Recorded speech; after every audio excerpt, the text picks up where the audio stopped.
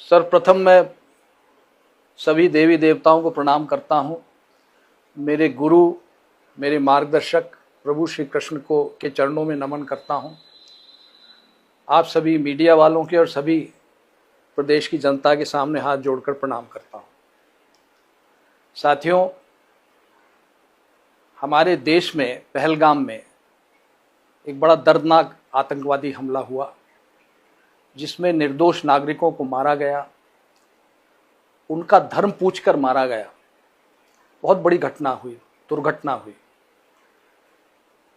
उसके बारे में मैंने एक वीडियो जारी किया था। उसमें कुछ बातें कही थीं। पता नहीं, मुझे बड़ा आश्चर्य होता है इस बात पर कि मेरी अपनी कांग्रेस पार्टी, जो देश को जिसने आज़ाद कराया, कांग्रेस पार्टी के कई कार्यकर्ता, कई नेता शहीद हुए आज़ादी की लड़ाई में, वो पार्टी मुझसे सवाल कर रही कि मैंने ऐसा क्यों कहा। बहुत आश्चर्य हुआ, बहुत दुख हुआ। मुझे नोटिस दिया गया, मैंने उसका जवाब दिया। उस जवाब को संतोषजनक इसलिए नहीं माना गया कि मैंने उसमें राहुल गांधी प्रधानमंत्री बनेंगे नहीं लिखा था, ये जवाब में नहीं लिखा था, इसलिए उसको माना नहीं गया। और मुझसे कहा गया कि मैं ये लिखूं उसमें कि राहुल गांधी प्रधानमंत्री बनेंगे तो नोटिस वापस ले लिया जाएगा। मैंने मना कर दिया, मैं कोई ज्योतिषी नहीं हूं, और उन्होंने मुझे पार्टी से 6 साल के निष्कासित कर दिया। निरंतर राहुल गांधी के इशारे पर सेना से सवाल किए जा रहे हैं। क्या ये अच्छा है? देश के लिए अच्छा है? बिल्कुल नहीं। और नियम ये है, उस संसद के नियम नहीं जानते हैं। नियम ये है कि संसद में केवल डिफेंस बजट पर चर्चा कर सकते हैं, डिफेंस की रणनीति पर कोई चर्चा नहीं कर सकते, न डिफेंस, न पार्लियामेंट में, न बाहर। ये नियम है। क्योंकि जो पुलवामा हमला हुआ है, इसमें हमारे जवान शहीद हुए हैं, वो इसलिए हुआ कि इंफॉर्मेशन लीक हो गई थी कि ये ट्रूप मूवमेंट कहां से हो रहा है, और उसका परिणाम हमारे जवानों की जान देकर हमको भुगतना पड़ा। तो इस तरह की अनर्गल बात करना क्या उचित है?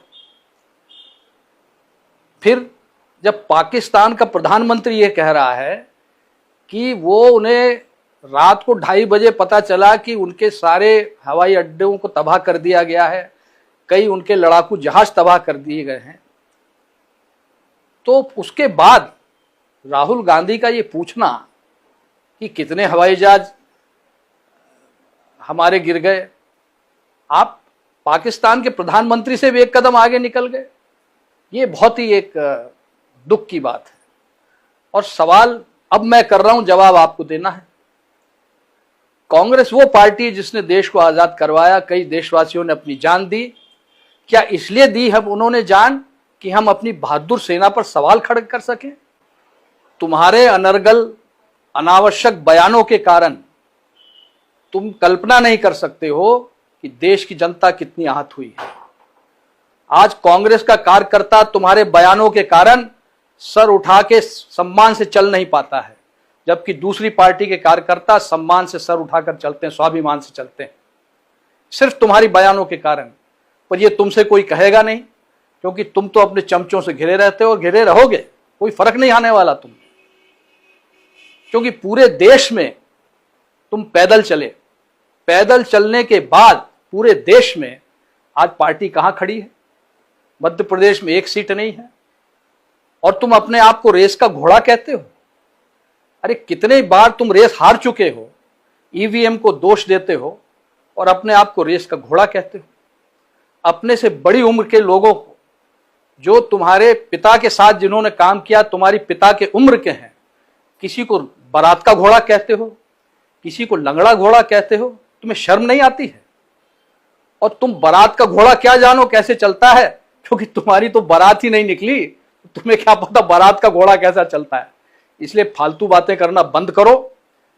जो बुद्धिजीवी तुम्हारी पार्टी में है, जो समझदार लोग हैं, उनसे राय लो, और नहीं तो पार्टी का अंत देख रहे हो, आगे अंत ही होना है पार्टी का। पार्टी बिखर जाएगी, बिखर ही रही है।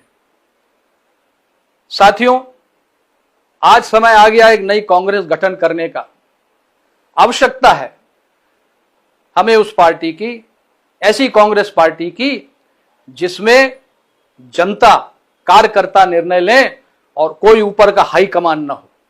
फैसले हम बैठ कर लें, कार्यकर्ताओं के बीच में फैसले लें, चौपालों में बैठकर लें, मैदानों में बैठकर लें, और तभी एक ऐसी कांग्रेस पार्टी हम खड़ी कर सकेंगे जिसका कार्यकर्ता स्वाभिमान से सर ऊंचा करके चल सकेगा। जहां तक रहा पार्टी के विभाजन का सवाल, तो स्वयं इंदिरा जी ने पार्टी का विभाजन कराया था, कौन सी नई बात है। और तुम्हारे कार्यकाल में तो 3-3 बार विभाजन पहले हो चुका है। और अब समय आ गया है कि मध्य प्रदेश में भी एक ऐसी कांग्रेस का गठन हो और ऐसा संगठन बने जिसकी सोच कम से कम राष्ट्रीय सोच हो और राष्ट्र हित को सर्वोपरि रखकर वो कांग्रेस पार्टी का काम करे। और ये होगा, अवश्य होगा। दूसरी बात, नरसिंह राव जी हमारे प्रधानमंत्री स्वर्गीय, जो कांग्रेस के अध्यक्ष भी थे और जिन्होंने देश को एक नई आर्थिक दिशा दी थी, नरसिंह राव जी ने, मनमोहन सिंह जी ने।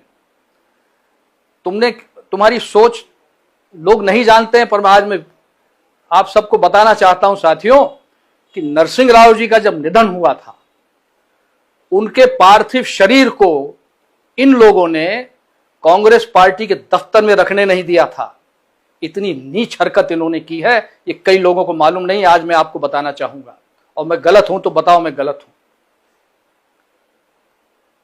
मनमोहन सिंह जी, जिन्होंने नई आर्थिक नीति बनाई जिसके कारण आज देश एक मजबूत स्थिति में पहुंच गया है, और जीएसटी जो लागू करी, उनकी सोच थी, वर्तमान सरकार ने उसको लागू किया जीएसटी को, जिससे करोड़ों लाखों करोड़ों रुपया आज भारतीय कोष में आ रहा है, और जिससे सारे निर्माण के काम हो रहे हैं, सड़क बन रही है, हवाई अड्डे बन रहे हैं, हम लोग हथियार खरीद रहे हैं। ये क्यों? क्योंकि हमने उस जीएसटी का उपयोग किया है। तुमने उसका विरोध किया, उसको कहते हो गब्बर सिंह टैक्स। तुम कुछ समझते नहीं तो अपना मुंह बंद क्यों नहीं रखते हो? तो साथियों, मैं आपसे आज यही इंसाफ मांगने आया हूं, और मैं मध्य प्रदेश का दौरा करूंगा। अभी वर्षा काल आने वाला है, किसान व्यस्त है। जब किसान फ्री हो जाएगा, मैं मध्य प्रदेश में दौरा करके जनमत हासिल करूंगा, और हम लोग सब मिलकर एक ऐसी कांग्रेस पार्टी का गठन करेंगे जिसे कार्यकर्ता और जनता चलाएगी। अंत में साथियों, मैं यही कहना चाहूंगा कि हमारे स्वर्गीय प्रधानमंत्री मनमोहन सिंह जी, महान अर्थशास्त्री, उन्होंने एक पॉलिसी बनाई थी वित्त विभाग की, और उसको राहुल गांधी जी ने कैमरे के सामने फाड़कर उनका अपमान किया था। आज राहुल गांधी, ये देख लो, ये मेरे निष्कासन का नोटिस जो मुझे दिया गया है, ठीक उसी तरह कैमरे के सामने फाड़ रहा हूं जिस तरह तुमने मनमोहन सिंह जी का पत्र फाड़ा था। और एक बात और सुन लो, मैं कांग्रेसी था, कांग्रेसी हूं और कांग्रेसी रहूंगा। ये तुम्हारे इस कागज से मैं कोई कांग्रेस के बाहर नहीं हो जाऊंगा। मैं 40 साल तक मैं कांग्रेस में मैंने सेवा की है। 5-5 लोकसभा के चुनाव जीते हैं, 3-3 विधानसभा के चुनाव जीते हैं, कई चुनौतियों का सामना किया है। सुषमा स्वराज जी के खिलाफ कोई लड़ने तैयार नहीं था, विदिशा से मैं गया था क्योंकि पार्टी ने भेजा था। तो सुन लो ये, और हमारे साथी जो देख रहे हैं, साथियों, अब समय नहीं है कि इनके आगे झुको, इनकी चमचागिरी करो। अरे पार्टी आपसे चलती है और पार्टी आप ही चलाओगे, और इनकी समझ में नहीं आता तो छोड़िए इनको। हम लोग मिलकर एक नई कांग्रेस खड़ी करेंगे। आप सबको बहुत बहुत धन्यवाद। ईश्वर आप सबका कल्याण करे। धन्यवाद। जय हिंद।